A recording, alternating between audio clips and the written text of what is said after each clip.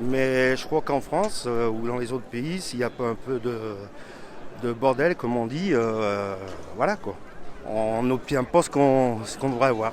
D'accord.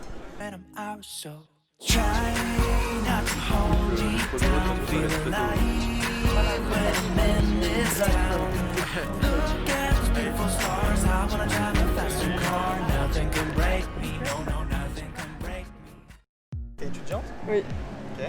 En quoi? en sciences sociales et humaines. Ok, donc t'es à la fac? Parce que là, ça se passe comment du coup à la fac? Parce que vous êtes dans la même. Non, moi je suis en L2. Ah, ok. Et bah, du coup, ça se passe comment? Présentiel, Ouais. étalé de décembre à janvier. Ouais, moi j'ai examen Ouais. du 7 au 4 janvier. Ah oui, ouais, en fait, ouais, d'accord. Oui, oui. Ouais, c'est c'est hyper plus, étalé. ouais. Alors que normalement c'est sur une semaine. Est-ce que t'as déjà été interviewé Non, jamais. Non. Ok. Du coup, toi, t'es étudiant en quoi? En audioprothèse. Audioprothèse, c'est-à-dire quoi? C'est tout ce qui va être les prothèses auditives, le paramétrage, tout ça, surtout pour les personnes âgées. D'accord, ouais. Ok.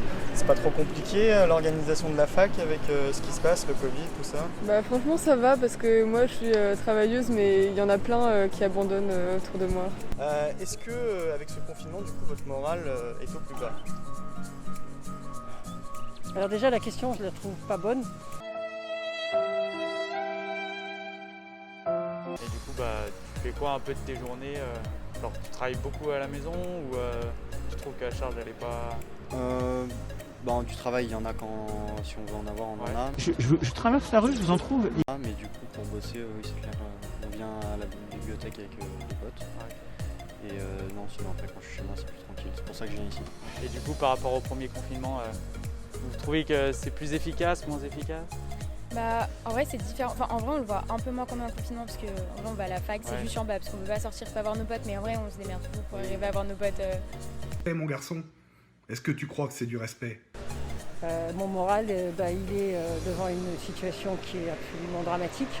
Il ne peut pas être haut, mais c'est pas pour autant qu'il faut baisser les bras et il faut savoir comment.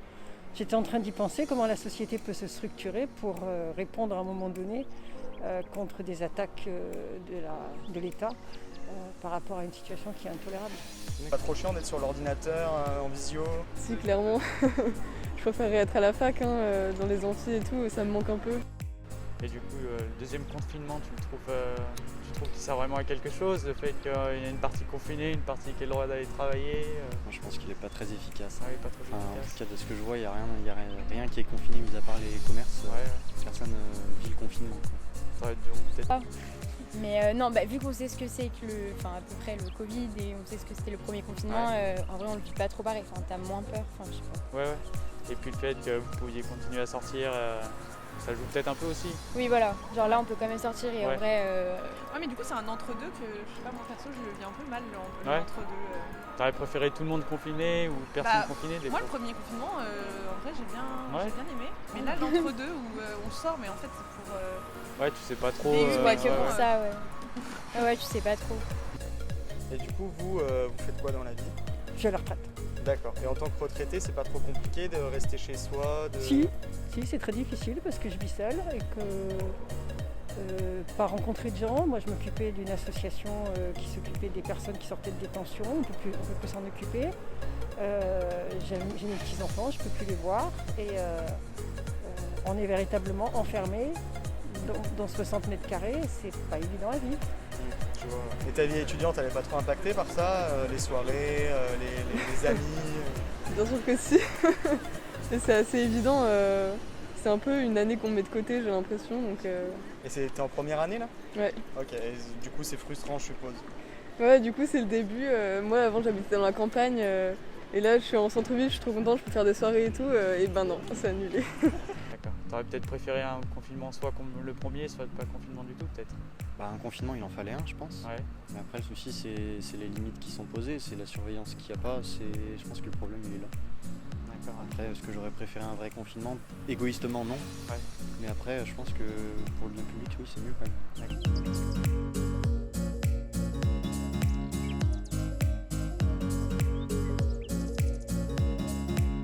même. Gilet jaune avant ça du coup? Voilà, ça fait 2 ans que je suis Ça fait gilet 2 jaune, ans. ouais.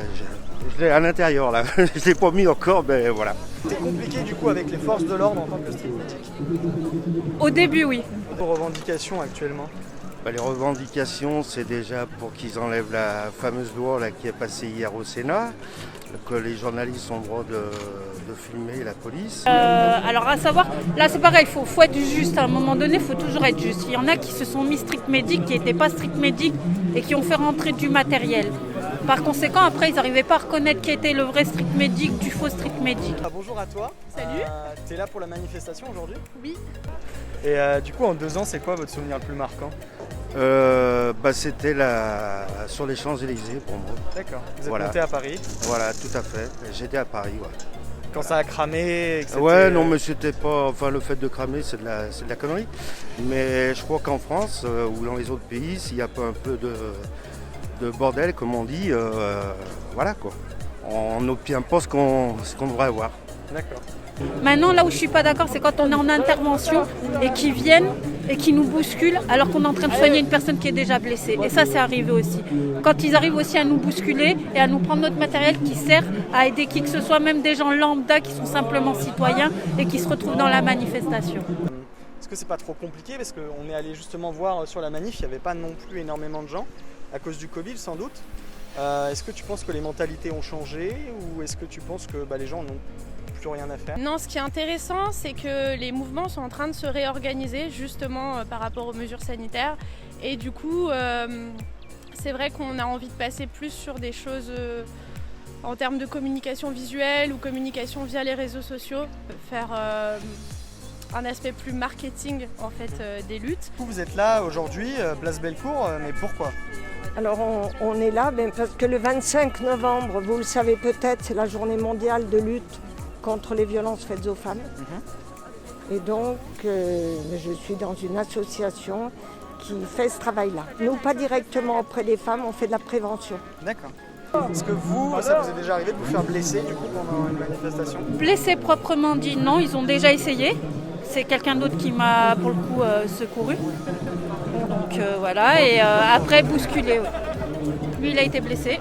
Bon, j'ai été ouvert sur 27 cm de profondeur par 7 cm de profondeur par 27 cm de longueur. Et c'était quoi qui vous a blessé comme ça? Coup de matraque. On a demandé à côté, place Bellecour là. Il y a les gilets jaunes aujourd'hui en même temps, ça va, c'est pas trop compliqué de coexister parce qu'il y a une manifestation gilets jaunes pour le coup. Du coup aujourd'hui je vois qu'il y a des gens qui ont des brassards jaunes. Est-ce que c'est un rapport avec la manifestation des gilets jaunes qui est à côté ou pas? Non, c'est pas trop compliqué. Au contraire, la convergence des luttes, c'est assez important. Et au final, on se rend compte que dans les luttes gilets jaunes, il y a aussi énormément de points qui rassemblent les luttes féministes ou les luttes écologistes. Donc non, je dirais que c'est pas une complication. Normalement non. Normalement, on aurait plutôt dû en avoir des violets. C'est le service d'ordre. Alors je ne dis pas qu'il n'y a pas des gens qui vont s'agglomérer, mais c'est pas le but. D'accord. Le but, c'est vraiment les violences faites aux femmes. D'accord. Après, ça nous est arrivé aussi d'avoir des problèmes avec la justice. Moi, j'ai fait 30 heures de garde à vue. Ah ouais. Voilà. Vous avez été contrôlé et mis en garde à vue? 30 heures. Voilà. Et vous n'avez pas eu d'amende? Si, on a interdiction d'aller à Paris pendant 6 mois. On est fiché. Qu'en penses-tu? Est-ce que c'est compliqué pour les jeunes, tu penses, la vie étudiante? Ouais, si, c'est clair, c'est plus compliqué, surtout qu'on n'a pas tous et toutes les mêmes, le même matériel, un ordinateur, une bonne connexion internet, tout ça. Donc oui, ça rend les choses compliquées. Ma critique, ce serait que le gouvernement mette réellement des choses en place pour les étudiants et les étudiantes. Par exemple, ça pourrait être donner des ordinateurs aux boursiers, par exemple, qui n'ont pas forcément les thunes pour s'acheter un bon matériel. Mais oui, c'est ça. Ce serait ma revendication, plus de meilleures conditions matérielles pour pouvoir travailler dans ces conditions-là. Je ne sais pas si c'est très clair. Et du coup, votre travail d'organisation peut continuer à se faire malgré les conditions sanitaires actuelles? Là, on nous a permis de faire ce rassemblement, mais tout le reste, non. Sauf du travail à l'interne de préparation, parce qu'on intervient dans les lycées, les collèges, les universités, enfin surtout des lieux où il y a les jeunes. Et puis on fait beaucoup de sensibilisation dans la rue, souvent. ou par l'intermédiaire on va dire d'organes culturels, théâtre, cinéma, des débats au cinéma, des conférences. Savoir comment est-ce que tu décrirais ton année 2020 en 3 mots?